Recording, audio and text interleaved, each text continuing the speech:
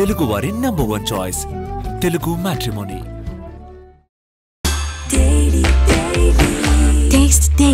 Taste daily.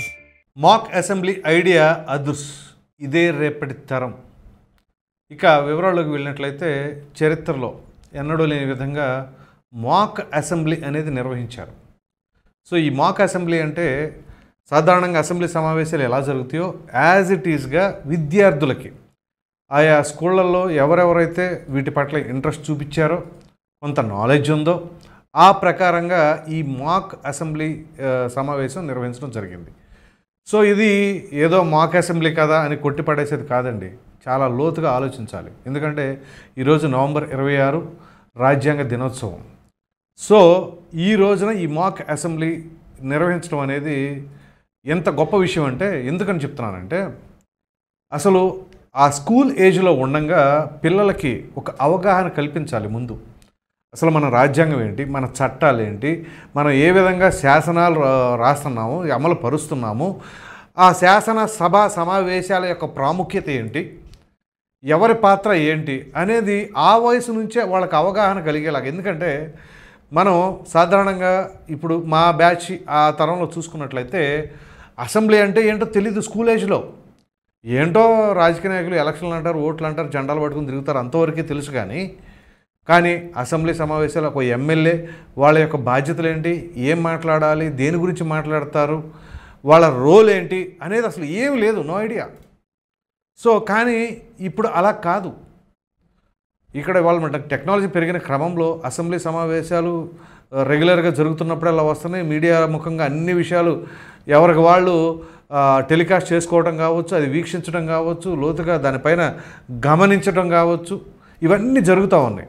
So ఇప్పుడు ఆ యొక్క స్కూల్లో ఉన్న విద్యార్థులకి సైతం ఈ తరహాగా అసలు ఏం జరుగుతుంది ఏంటి, మన చట్టాలు ఎలా చేస్తున్నాము, ఎమ్మెల్యేలను ఎలా అనుకుంటున్నాం, ఎన్నుకున్న తర్వాత వాళ్ళు ఎలా మాట్లాడుతున్నారు, దేని గురించి మాట్లాడుతున్నారు, ప్రజా సమస్యల పట్ల చిత్తశుద్ధితో ఉంటున్నారా లేదా. ఇప్పుడు ఆ మాక్ అసెంబ్లీ సమావేశం గురించి ఆ విద్యార్థుల్ని ఏదో ఓవర్ నైట్లో తయారు చేయలా, దాన్ని కాసి వడబోసినట్లుగా ఆ విద్యార్థులకి ఒక సెలక్షన్స్ పెట్టుకొని వాళ్ళకి అవగాహన పెంచి ఏ విధంగా మాట్లాడాలి, ఏం మాట్లాడాలి అనేది కూడా ఇప్పుడు చూసి చెప్పడం, చూసి మాట్లాడతాం. మామూలుగా మనం అసెంబ్లీ సమావేశాల్లో కూడా జనరల్గా ఎమ్మెల్యేలు కూడా ఆ డేటాని పట్టుకుంటారు. సో ఆ డేటాను పట్టుకుని గణాంకాలు చెప్తూ ఉంటారు. సో అదే తరహాలో ఇక్కడ పిల్లలు వాళ్ళు చూసి చదివినా చెప్పినా ఎలా చేసినా కానీ ఒక అవగాహన అనేది కల్పించడం అనేది నిజంగా ఒక మహత్తరమైన ఐడియా. ఇది ఈ ఐడియా నిజంగా ఎవరిచ్చారో కానీ అది కూడా సాక్షాత్తు అసెంబ్లీలోనే ముఖ్యమంత్రి గారు, అలాగే విద్యాశాఖ మంత్రి నారా లోకేష్ గారు, అలాగే స్పీకర్ అయ్యన్న పాత్రుడు గారు ఆధ్వర్యంలోనే జరిగింది. మామూలుగా కొంత ప్యానిక్ ఉంటుంది పిల్లలకి, వామ్మో ఏంటో ఏం మాట్లాడతామో ఏంటో, ఎందుకంటే వాళ్ళకి సంబంధం లేని సబ్జెక్ట్ ఇది. సో అటువంటి దాన్ని తీసుకొచ్చి వాళ్ళకు ఒక విధంగా దానిపైన కసరత్తు చేసి ఆ రకంగా సీఎం గారి ముందే ప్రజెంటేషన్ చేశారు అంటే నిజంగా ఆ సమావేశంలో పార్టిసిపేట్ చేసిన 175 నియోజకవర్గాలకి ఎమ్మెల్యేలుగా ఎవరెవరైతే ఆ పాత్రలు పోషించారో, అలాగే స్పీకర్గా పాప చేసింది, ఇవన్నీ కూడా నిజంగా చాలా చూడముచ్చటగా ఉంది. ఇది ఆషామాషి వ్యవహారంగా ఏదో చూసి పడేసేది. మామూలుగా పిల్లల రంగాల్లో ఇవాళ మనం దేనికి ఎక్కువగా ఇంట్రెస్ట్ చూపిస్తూ ఉంటాం, ఒక డ్యాన్స్ వేయమంటాము, తప్పేం కాదు, ఒక డ్యాన్స్ వేయమంటాం, ఒక ఆటలు ఆడుకోమంటాం, ఇట్లాంటి వాటి. కానీ ఒక కొత్త తరహా ఇది. మొట్టమొదటిసారి అసెంబ్లీ సమావేశాల్లో రాజకీయ నాయకులు, ఎమ్మెల్యేలు ఏ విధంగా మాట్లాడతారు, ప్రతిపక్షాలు ఏంటి, మనకు తెలుసా స్కూల్ వయసులో ప్రతిపక్షం అంటే ఏంటో, అధికార పక్షం అంటే ఏంటో, వాళ్ళ పాత్రలు ఏంటో, వాళ్ళు అసలు దేన్ని రిప్రజెంట్ చేస్తున్నారు, ఎవరి గురించి మాట్లాడుతున్నారు అనేది కూడా మనకు తెలీదు. అటువంటిది పిల్లలకి ఎంతో కొంత అవగాహన, ఎందుకంటే రేపటి తరం వాళ్ళు.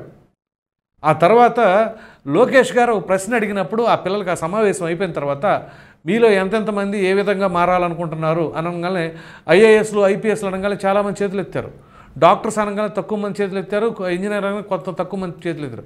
వీటన్నిటితో పాటుగా ఎంతమంది రాజకీయ నాయకులు కావాలనుకుంటున్నారంటే వీటితో కంపేర్ చేసుకుంటే చాలా తక్కువగా ఉంది. సో ఎందుకు అలాగా అంటే రాజకీయ నాయకులు అనగానే ఒక నెగిటివ్ ఇంప్రెషన్ పడిపోయిందా? దానికి గల కారణం ఏంటి? మన ముందు తరాల రాజకీయ నాయకులు అలా వ్యవహరించారు అనే. ఎక్కువగా మంచి వాళ్ళకంటే కూడా ఈ అవినీతులు, అక్రమార్జనలు, ఆ రకంగా ఉన్నవారి శాతం ఎక్కువగా ఉండటం, అలాగే దౌర్జన్యాలు, సెటిల్మెంట్లు, ఈ వ్యవహార శైలి గతంలో కావచ్చు, ప్రస్తుతం కావచ్చు, ఇవన్నీ చూసిన తర్వాత రాజకీయాలంటే చాలామంది యువతకే ఆసక్తి లేదు. అంతెందుకు ఇంకా గట్టిగా మాట్లాడవలసి వస్తే చాలామంది చదువుకున్నవారు, ఉన్నత విద్యను అభ్యసించిన వారు, మంచి మంచి ఉద్యోగాలు చేస్తున్న వారు కూడా ఓటు హక్కు ఉపయోగించుకోరండి. ఎందుకని? ఆ ఓటు విలువ వాళ్ళకి తెలియదా? మరి ఎందుకని ఉపయోగించుకోవట్లా?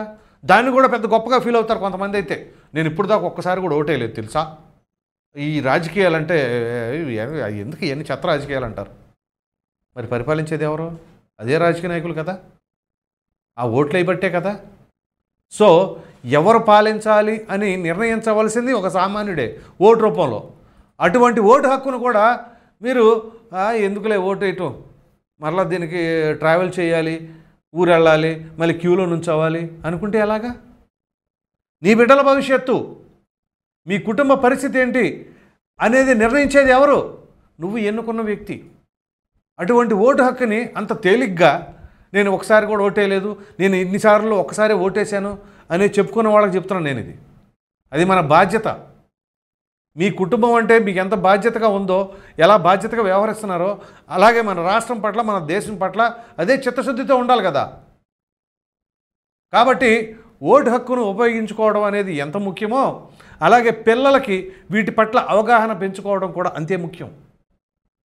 తల్లిదండ్రులు కూడా ఇంటి దగ్గర పిల్లలకి మనం చదువు గురించి ఎలా చెబుతున్నామో అలాగే సోషల్ రెస్పాన్సిబిలిటీ అనేది కూడా అలాగే వాళ్ళకి తెలియచేయాలి. అలా చేస్తేనే రేపటి తరం వాళ్లే కదా. సో మనం వాళ్ళకి ఏమి నేర్పుతున్నాం అనేది చాలా ముఖ్యం. మనం ఎంత ఆస్తి కూడబెట్టుకొని ఇచ్చినా లేకపోతే ఎంత చదువు చదివించినా వాటితో పాటుగా knowledge, at the same time social responsibility, ఒక పౌరుడిగా మన హక్కులేంటి, మన బాధ్యతలేంటి అవి కూడా ఖచ్చితంగా తెలియచేయాలి ఆ బిడ్డలకి.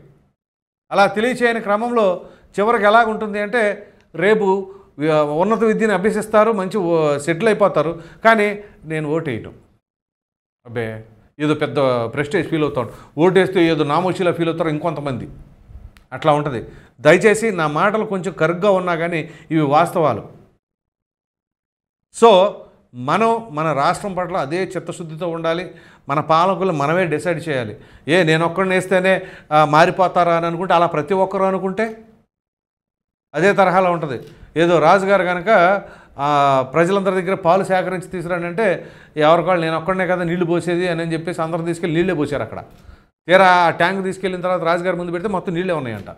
ఏమంటే ఎవరికాళ్ళు నేను ఒక్కడనేగా నీళ్లు పోస్తుంది అనుకున్నారు. అదే తరహాలో నేను ఒక్కడిని ఓటేయకపోతే ఏమైద్ది అని చెప్పేసి అందరూ ఓట్లేకపోతే. సో కాబట్టి ఒకరి సంగతి మనకు అనవసరం, మనం ఓటు వేస్తున్నామా లేదా అనేది ముఖ్యం. అదే తరహాలో మన బిడ్డలకు మనం ఏం చెబుతున్నాం అనేది కూడా ముఖ్యం. సో ఇప్పుడు ఆ యొక్క పిల్లలు ఎవరైతే ఆ మాక్ అసెంబ్లీ సమావేశంలో పార్టిసిపేట్ చేశారో, ఆ పాత్రలు పోషించారో బ్రహ్మాండంగా చేశారని చెప్పేసి అయితే అనుకోవాలి. ఎందుకంటే వాళ్ళు ఆ వయసుకి దానిపైన అవగాహన పెంచుకొని ఎలా మాట్లాడాలి అని చెప్పేసి అక్కడ సభా సాంప్రదాయాలు పాటించేలాగా తెలుసుకున్నారంటే ఖచ్చితంగా వాటిపైన ఇంట్రెస్ట్ పెరుగుతుంది వాళ్ళకి. మర్చిపోరు ఇంకాళ్ళు, లైఫ్ లాంగ్ మర్చిపోరు అది. పైగా ఇవాళ మనం సోషల్ మీడియా యుగంలో ఉన్నాం. ఆ వీడియోలు కూడా అలాగే మిగిలిపోతాయి. రేపు వాళ్ళు పెద్ద అయిన తర్వాత కూడా చూసుకుంటారు అది. ఇదిగో నేను అప్పుడు అసెంబ్లీ సమావేశాల్లో నేను పార్టిసిపేట్ చేశాను, సీఎం గారి సమక్షంలో పార్టిసిపేట్ చేశాను, విద్యాశాఖ మంత్రి గారి సమక్షంలో, స్పీకర్ గారి సమక్షంలో మాట్లాడాను అని చెప్పేసి చాలా గర్వంగా చెప్పుకుంటారు. సో అది ఇప్పటి నుంచే ఇంజెక్ట్ చేస్తే అది నేటి తరం వాళ్ళకి, అంటే ఇప్పుడు ఉన్న విద్యార్థులకి రేపు యువకులైన తర్వాత లేకపోతే వాళ్ళు ఆ రాజకీయాల పట్ల, ఆ చట్టసభల పట్ల ఆసక్తి చూపుతారు, వెళ్ళడానికి ఇంట్రెస్ట్ ఉంటుంది. కాబట్టి వీటన్నిటిని దృష్టిలో పెట్టుకొని సో ఈ మాక్ అసెంబ్లీ సెషన్స్ అనే ఐడియా మాత్రం నిజంగా ఒక అద్భుతం. సో దానివలన ప్రజలకి అలాగే విద్యార్థులకి వాళ్ళ యొక్క బాధ్యత, వాళ్ళకి అవగాహన వీటన్నిటిని కూడా కల్పించి ఈ ఐడియా నిజంగా ఎవరిచ్చారో కానీ వాళ్ళకి మాత్రం హ్యాట్స్ ఆఫ్ చెప్పాలి. నిజంగా ఒక విధంగా ఒక సెన్సేషన్ ఇది. ఇదే విధంగా మిగతా రాష్ట్రాలు కూడా అవలంబిస్తే ఇంకా మంచిది.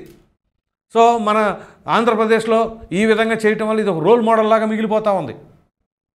సో ఎనీహౌ ఈ విషయం గురించి మాట్లాడుకోవాల్సి వస్తే అటు అన్ని 175 నియోజకవర్గాలకి ప్రాతినిధ్యం లాగా వహించిన ఆ మాక్ అసెంబ్లీలో ఎవరెవరైతే ఆ పిల్లలు ఉన్నారో వాళ్ళందరూ నిజంగా వాళ్ళకి బంగారు భవిష్యత్తు ఉండాలని చెప్పేసి అయితే మనస్ఫూర్తిగా కోరుకుందాం. ప్రధానంగా ఇక్కడ ఏంటి అంటే కుప్పం నియోజకవర్గం నుంచి చంద్రబాబు నాయుడు గారు పాత్ర పోషించిన వాళ్ళు ఉన్నారు, అలాగే పులివెందుల నుంచి జగన్మోహన్ రెడ్డి గారు పాత్ర పోషించిన వాళ్ళు ఉన్నారు, అలాగే పిఠాపురం నుంచి పవన్ కళ్యాణ్ గారి పాత్ర పోషించిన వాళ్ళు ఉన్నారు, నారా లోకేష్ గారిది మంగళగిరి అసెంబ్లీ నుంచి పాత్ర పోషించిన వాళ్ళు ఉన్నారు. ఇలా అన్ని నియోజకవర్గాల నుంచి బ్రహ్మాండంగా సెలెక్ట్ చేసి వాళ్ళు చేసినందుకు నిజంగా ధన్యవాదాలు తెలుపుకోవాలి.